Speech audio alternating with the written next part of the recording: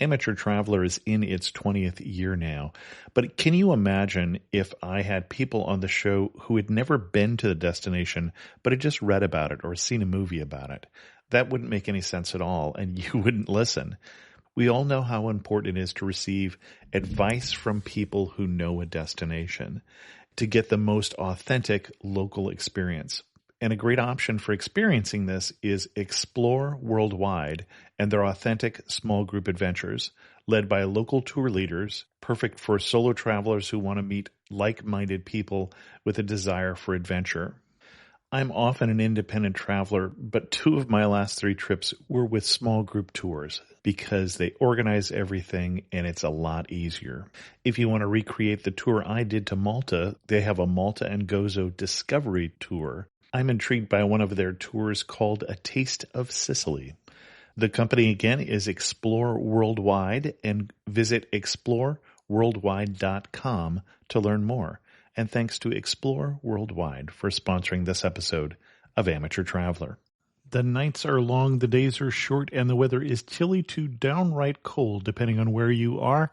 It's a good time to slip into a Quince iconic Mongolian cashmere sweaters, which start at only $50. You can treat yourself to everyday luxury at an affordable price with Quince.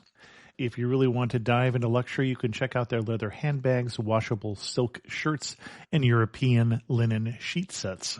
Whatever you're looking for at Quince, all the prices are 50 to 80% less than similar brands, and they do that by partnering directly with top factories and cutting out the middleman. They only work with factories that use safe, ethical, and responsible manufacturing processes. And of course, they use premium fabrics and finishes for that luxury feel in every piece. But you've already heard me rave about my Quince travel pants. Treat yourself this winter without the luxury price tag. Go to quince.com/traveler for 365-day returns plus free shipping on your order. That's QUINCE.com/traveler to get free shipping and 365-day returns. Quince.com/traveler, and thanks to Quince for sponsoring this episode of Amateur Traveler. Amateur Traveler Podcast, Episode 63. Today, the Amateur Traveler Podcast goes trekking in the Himalayas.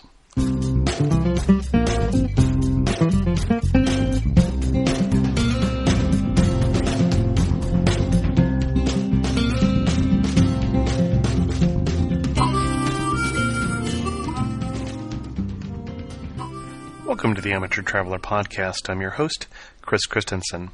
This episode is brought to you by HotelBook.com, the official site of independent hotels worldwide.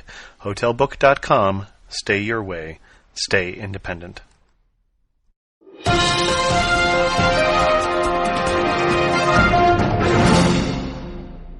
have 3 news stories for you this week. The first one starts with bad news, and this is going to seem a little odd considering that this story, the interview this week, is going to be talking about India, but it seems only fair to tell you that there's some concerns with tourism to India because of outbreaks of dengue fever. Dengue fever and then a second mosquito-borne illness called chikungunya, and I don't know if I've got that pronunciation correct. There have been 103 deaths of dengue fever and 5,700 cases, so there's some concerns that that will curtail tourism to India, as you might imagine. Links to that story in the show notes at amateurtraveler.com. In the odd news category, for those of you who are old enough like me to remember trying to travel on a plane with smoking sections and non-smoking sections, there is a German entrepreneur who plans a smoking airline. So an airline where basically the whole thing is a smoking airline. And if you're not able to smoke aboard your plane and yet you smoke, this might be something you're interested in. And for those of us who are non-smokers and we're so glad when they banned smoking, I suspect we will probably stay away. Links again to that article in the show notes. And then in an interesting article, one particular airline, Sky Europe, is now offering discount carrier rates within Europe that are negative. They will actually pay you a small amount to fly.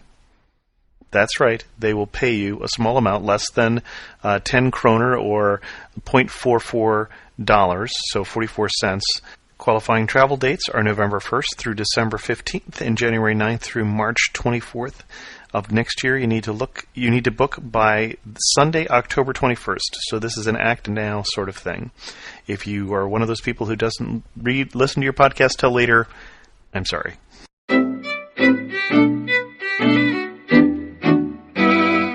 Normally we jump right into the interview at this time. I'm going to beg your indulgence to tell you a couple new things that I would normally put at the end of the show. One is there is a potential new theme song for the show that's been written for the show. If you want to have any feedback before I start using it, I'll put links in the show notes and then also in the enhanced iTunes version of the show to a discussion board on amateurtraveler.com/board that will show you where to find that theme song and then also have the commentary for the discussion about the theme song. Two is that this is an adventure travel episode of the podcast. And for those of you who are new listeners, and there are many of you, we alternate between domestic travel, international travel, adventure travel, and more normal means of travel. So I hope you enjoy this one. And this particular guest, Sam, wrote me using the email address that I advertise in every show, host@amateurtraveler.com, and this is just an invitation to let you know that I am looking for travel stories. And Sam's was a good story, and that's how he got on the show. So let me know. Put something on the discussion boards or write me if you want to hear your story here and be famous with your friends and relatives at least. If any of you who've been listening to the show just a short period of time have any questions also about how to subscribe to the show and get it automatically every week, just let me know. Same email address, host@amateurtraveler.com. And now, here's the interview. I'd like to welcome to the show Sam Oppenheim. And Sam wrote me recently about a trip that he took trekking in the Himalayas. Sam, welcome to the show. Hi, thank you very much, Chris. It's a pleasure. And Sam lured me with pictures, which always works. Sent me very beautiful pictures. Sam, you are a photographer, and I think you were saying that one of these days you're even thinking about doing that professionally? Or that's right. Solely professionally? Well, probably not. Currently, I'm a public school teacher, which gives me about 3 months of the year when I'm not working. So that's when I do my photography. And I have gallery shows, and I'm planning someday on getting published, so I'm definitely pushing for making photography a bigger part of my life, but probably not as my only job. And we'll put links in the show notes to Sam's online gallery with some of the pictures. But Sam, this was your fourth trip to India, is my understanding. That's correct. Why keep going back to India? What's the draw? It's a mixture of cultural reasons, spiritual reasons, and just I became enamored with the landscape and the people. Okay. So I went first in 2001, then I went again in 2002, then in 2003, and I had to take a break, and the first time I went back since then was this summer. And this trip was to northern India, but you've also been to southern India as well. Right. This trip was 2 months during my public school, summer vacation. I spent 1 month in South India and the second month in North India. And since you already did a podcast on South India, I figure I'll concentrate on the Himalayas, which are really my favorite part of the whole country. So, in what region did you go to then in the Himalayas or in India? And I tried to say Nepal. We had to record the introduction twice here. But you were in the Indian region of the Himalayas. Right. I was in the Indian region of the Himalayas. It's very much like Tibet and Nepal. It's where Tibetan Buddhism is practiced and wasn't affected and destroyed by the communist, takeover of Tibet. So it's kind of like you're in Tibet, but you're still actually technically in Kashmir, but not anywhere near the terrorist part. So it's like a little in the, corner of India. In the northwestern part of India. Right. Not too far from Afghanistan, Pakistan, and Tibet and Nepal.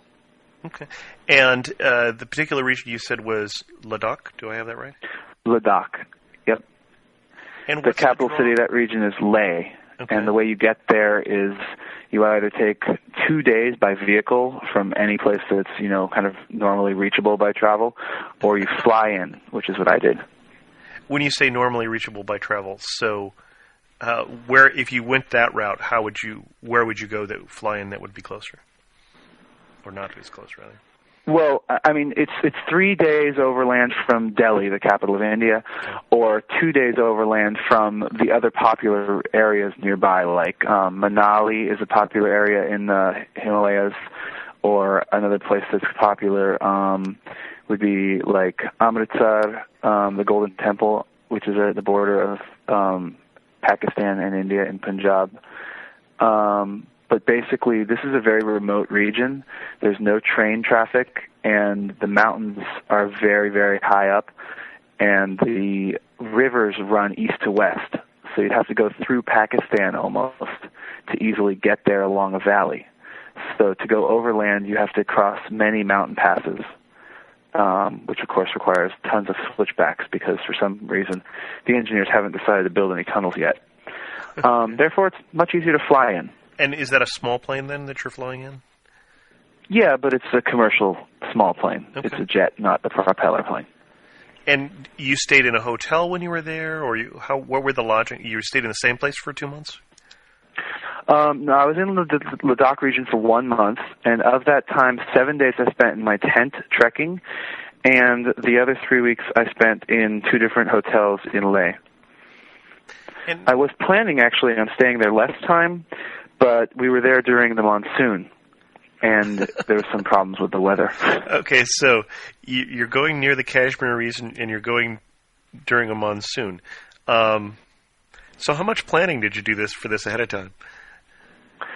I actually did a lot of planning. Okay. I hadn't planned out what to see there yet, but I'd been thinking about doing this trip for a very long time, and one of my best friends lives in India, and he and I had been writing letters and talking about meeting up for this trip.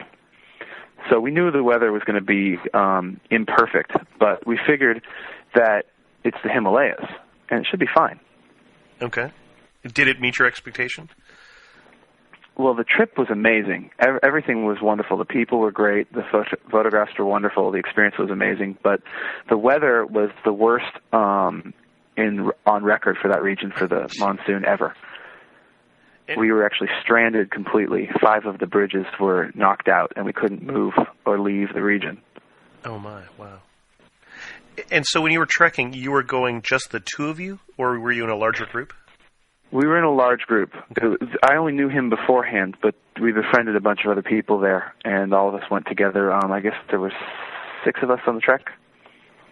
And how does one arrange that? So if I decided to pick up tomorrow and go to northern India, how do you arrange a group if you haven't done it ahead of time? Well, India is very easy to travel in. You don't have to arrange it ahead of time, except for the plane tickets, which get booked about 2 months in advance. So if you wanted to go overland, you wouldn't have to book it more than a day or 2 in advance. Also, the time of year when you go is important because of the weather. I mean, the Himalayas, and especially this region where, you're living at almost 4,000 meters, can be really, really cold. So the season I went is the most popular season. Okay. And then when you got there, there's a central place where people who want to go trekking congregate? Or Right. Okay. Yeah, Leh is the capital. It's where the airport is. So all of the tourists basically come in through Leh. And from there, you have options of going to monasteries, gompas, Buddhist Tibetan monasteries, natural types of tours with tour guides, or trekking. In Leh itself, it's a pretty big city. They, especially for the Himalayas, they have everything you could want. There's hundreds of tourist agencies vying for your tourist dollars. Okay. Great Shopping opportunities. You can stock up there on, anything you need, but not anything you want. Like they don't have, they might not have your favorite brand of such and such or whatever, but if you need something to go trekking, like they do have shoes of, high quality, Okay. but they might not have Timberlands. Okay. And what was the biggest surprise for you on this trip? You've been to India 3 times before, so I would think a lot of it was expected. Mm-hmm. I'd never been to, except for Dharamshala where the Dalai Lama lives, I'd never been to a Buddhist region of India. So part of it was the cultural differences. I speak a little Hindi, and I couldn't really speak Hindi there to most of the people. Mm-hmm. But the biggest surprise was probably the weather. I just had no idea it could be that bad. I'd spent 1 month earlier in the monsoon in southern India, and I knew it would be bad, so I planned for it, But in the Himalayas, I had no clue that it would be raining every day and it would be that cold in the middle of August. I kind of knew it might be that cold, but it was really kind of tough being stuck in the same city when I like to travel a lot. I like to move around and see places, even if I'm on foot trekking and you're not moving very far, I don't really like staying in the same place for more than a week. So having to stay there for 2 full weeks, being stuck, not being able to go very far because the bridges were destroyed and the weather was really bad, it was kind of difficult. In fact, the bridge from my area that my hotel was in to the center of town was falling down into the river slowly, and the army was there waiting for it to fall so they could build a new one. Oh, my. And you couldn't take taxis, so we had to always walk to town, which was fine. It was only 2 kilometers, but. And once you got out of town and you started trekking, did you have a particular goal in mind, or a destination, or direction even? Well, there's a ton of trekking routes. I mean, it's one of the trekking capitals of India, but most of them were closed because of the rain and mudslides. So we ended up going for one of the only ones that was open. And so, yeah, we had a very specific route. We started from the city we were in, Leh, and we went up and over a mountain range down into a different valley. It's called the Nubra Valley. Mm-hmm. And we returned by vehicle over the highest motorable pass in the world, called the Kardung La Pass. And lots of people actually go up there. One of the tourist things to do is to bring motorcycles and take it up and over the pass, which I think is kind of insane, but some people would probably say that, trekking over the pass would be just as insane. So you said you started in Leh at 4,000 meters. Did I get that right? So over yeah, actually, not quite 4,000 meters. It was the Leh's airport is at 3,400 meters. Okay. But then which is about 14,000 feet. Up and over the pass, so how high are you climbing to get up and over the pass into the next valley? Right. The pass was 5,400 meters. Oh, wow, okay.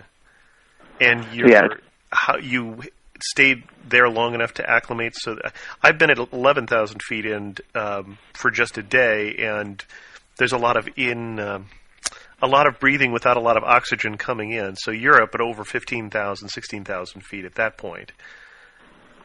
And so is this something that you would recommend, I would assume, only for people who are in pretty good shape? Right. Well, I mean, my best friend in India who went with me, Shekhar, is 43 years old and a father of 2. And he's not in the best shape. And he was able to acclimate. But he's in fine shape. I mean, clearly you wouldn't want to bring someone who's in awful shape. But they recommend in all the tourist books 3 days in Leh before you do any traveling outside of Leh so you can acclimate. You're not going to have any serious problems if you fly in and stay in your hotel and take short little walks. Altitude sickness doesn't usually kill you. Right. So you just get up there and you feel really tired when you walk around, and then slowly your body adjusts. Interesting. And where was the highlight of the trip, or the highlights? Well, one of the highlights was when, on my birthday, we were supposed to go on a special tour to this border region with China where there's like a 25-mile-long lake of the most amazing color blue, and the roads were still closed and the taxi company wouldn't take us there. So my friends arranged to go the opposite direction to some Buddhist monasteries across a broken bridge, and we took the car, got out, walked across the river, and then got another car on the other side of the broken bridge and drove to these monasteries that we'd been hearing about, but nobody had been seeing for the past week or two. So, all the local tourists and all the people we were friends with were waiting till the road opened. And when we got there to one of them, we picked up a hitchhiking monk, and he brought us into the inner sanctum of the Buddhist monastery and showed us a giant sand mandala that they were just finishing. And if you've seen 7 Years in Tibet or Kundun or any Buddhist documentary, you know what I'm talking about. But it's a gigantic circular or square mandala that's made by Buddhist monks putting tiny grains of colored sand in a specific pattern. And it takes them forever. I'm sure you can see a picture linked to this or at my website. And it's really, really amazing in person. I'd seen it in video, and I was like, I can't believe they're sitting there. It takes them 6 days to put this thing together. Oh, my. And the other highlight was probably crossing the pass, being up at 5,400 meters, the highest I'd ever been. And it was a very tough climb, that one day up and over the pass. Mm-hmm. Tough because of the incline as well as just the altitude? Right. Well, the night before, we'd all had some effects of altitude sickness. We were sleeping at 4,700 meters. and it was below freezing, so we hadn't had a good night's rest. And then we had to climb up and over the pass, which was just a whole bunch of switchbacks, and it started to snow on us, so it was pretty intense. I'm sure you can link to a photograph of that as well, and it was amazing up there.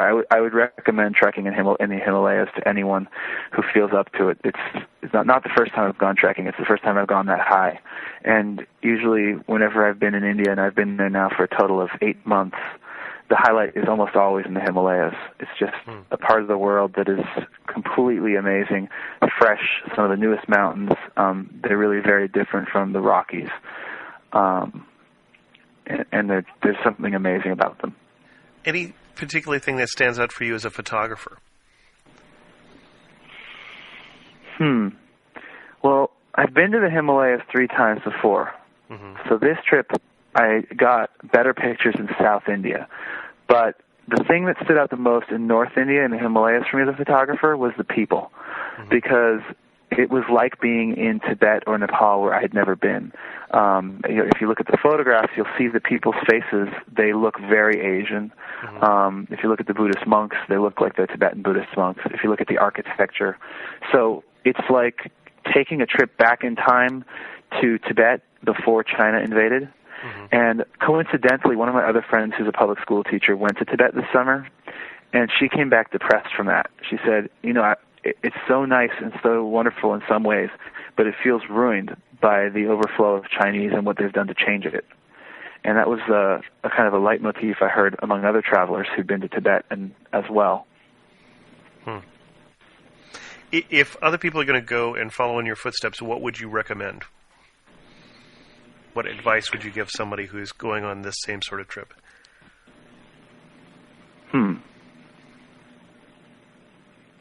Well, I flew in and drove back, so that's the skeleton of my trip. It was recommended in the guidebooks, and it means that you get there quickly and easily, and you adjust to the altitude, and you can see the whole region doing whatever you want. But when I came back, it took 2 days crammed in a very uncomfortable vehicle, going over mountain roads that were the bumpiest roads I've ever been on. But it was absolutely stunning. You were in public transportation on the way back? No, we rented a private car thinking it'd be fine, and it ended up tiring us almost more than trekking. I'd never known that riding in a car could be that tiring. It's really painfully slow going, something like 10 to 12 miles per hour on average, because of just sometimes traffic, road conditions. It's really, really painful going. Now, mind you, I did go when the bridges had just been repaired and the roads have a lot of rubble on them because, this region, the mountains are eroding very quickly. And so, therefore, the roads also collapsing very quickly and frequently. But it's worth it. I mean, the views from the car were stunning. Just absolutely amazing. I felt like I traveled through Utah, Arizona, Colorado, and New Mexico. I felt like I went on a road trip through all these great different kinds of canyon lands and badlands. Parts of it even looked like South Dakota, the Badlands region. So, although it would be much easier to fly in and fly out, there is something to be said for the drive. And then once you're there, like I said before, there's so many different activities. There's amazing shopping. I brought back some really nice red coral and turquoise jewelry. There's some people who do bike riding there. Even some people take the cars up to the highest motorable pass in the world at 5,600 feet, and then take their bikes down from that height back to the city. And it looks like a lot of fun. You've read the guidebooks and you prepared ahead of time. What did the guidebooks recommend that you would recommend against? Forget what the guidebook said. Skip it. The guidebooks tell you that every gompa or monastery is amazing, and they make each one sound good. They're like, this one's good because of that, this one's good because of that, but you get really sick and tired of visiting Buddhist monasteries because they all start to seem the same. So you really need to pick out a few and see those, and not try to see more than 3 or 4 in a day. Sounds like my kid's impression of cathedrals in Europe. So, okay. Yeah, pretty much the same idea. And what did they leave out? What did you discover when you were there that the guidebooks didn't tell you anything about? That was really something that we should know.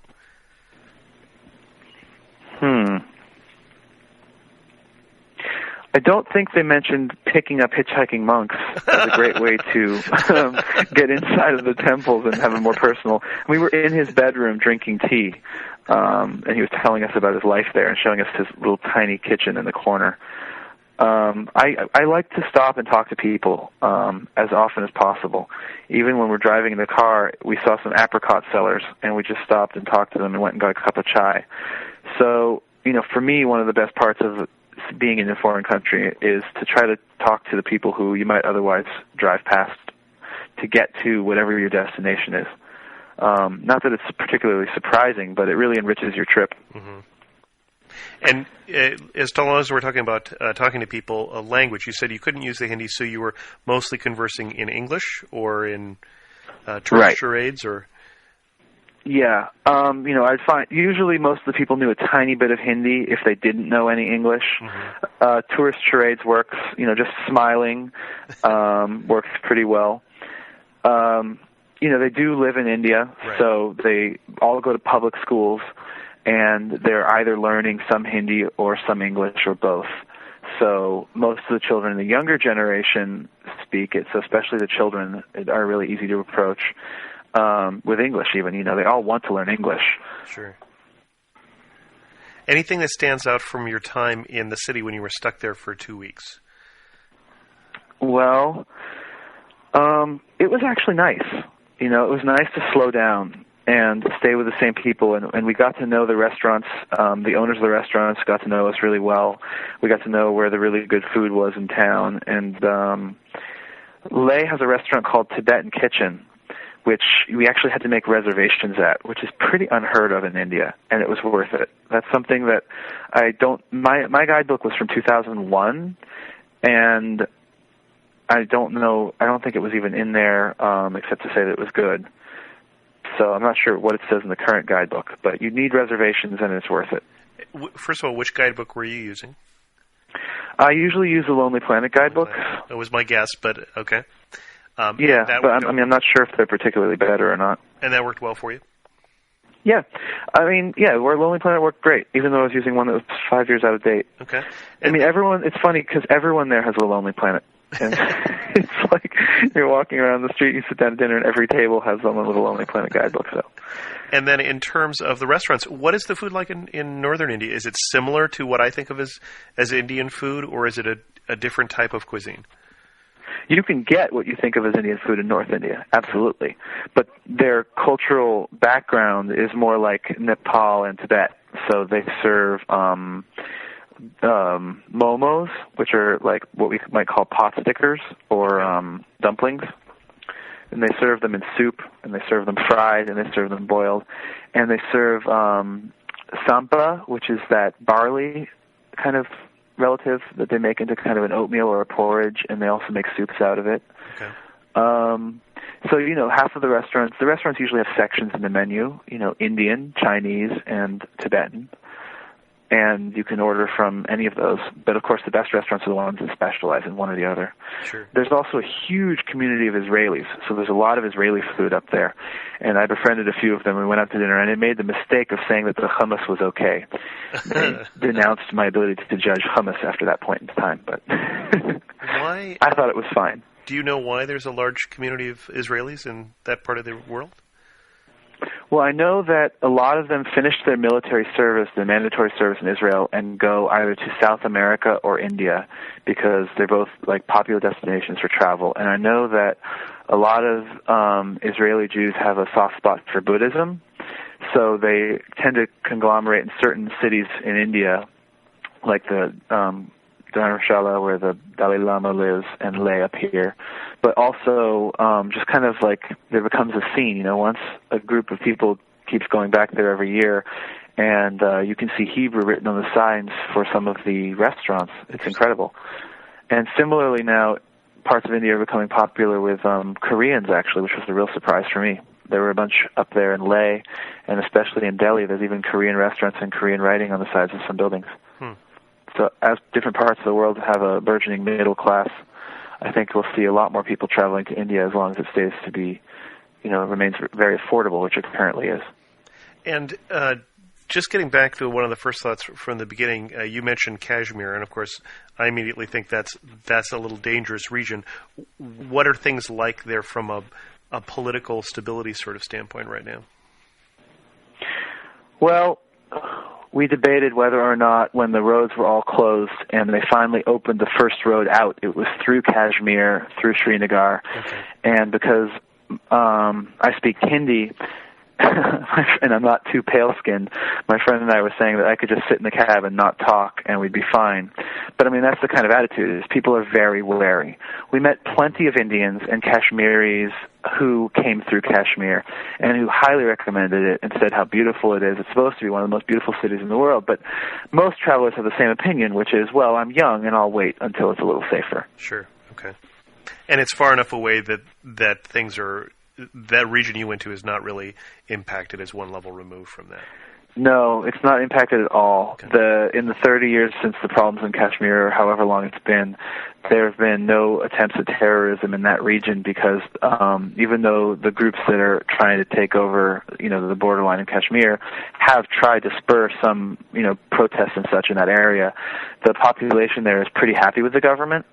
And it's very mixed. You can find Hindus, Jews, Christians, Muslims, Buddhists, and Sikhs all living in the same towns there. So it's not like there's just no, there's no room for terrorism in the culture right now. Interesting. Any final thoughts as we wrap this up? You're going back, it sounds like. Yeah, I'm definitely going back to India. I probably won't go back to Ladakh again for a while, but I would recommend the region. It is so far off the beaten path. It's really difficult to get in and out. So if you're going to go, you have to plan it and leave yourself elbow room, because even when we were flying in, our flight was delayed 25 hours, and we were put up in a hotel for a night in Delhi. That was because of the weather. And then leaving, it took us 2 full days by car, driving almost every minute of the day. And then we were not still in the valley, and it took us another long 18-hour overnight bus to get to Delhi. So if you are going to be flying in and out of Delhi or Bombay, you really have to plan a lot of time for getting up and into the high Himalayas and back down again. But I think it's worth it. Culturally, it's like Tibet or Nepal, but it's safer and more pure in some ways, but still Indian in others. Well, thanks very much for being on the show, Sam. I appreciate you sharing both your experiences with us, and then I'll also put links off to your pictures so people can see the beauty of the area as you described it. Thanks very much. Well, thanks a lot, Chris. Well, I hope that those of you who have the iTunes enhanced version of the show have been enjoying the pictures there that have been sent by Sam. Copyright Sam Oppenheim. And if you didn't see the pictures because you're at the gym or in the car, then go take a look, and I'll put links in the show notes to a gallery that Sam sent me originally, which is the one that made me interested in having him on the show. Sam did also write me an email afterwards with something that he had forgotten. He forgot to mention, he said, that it is a desert region like Tibet. They get very little rainfall at all, and that's why he was so surprised with the amount of rainfall that actually was washing out the bridges. And he also forgot one of the best stories, he said.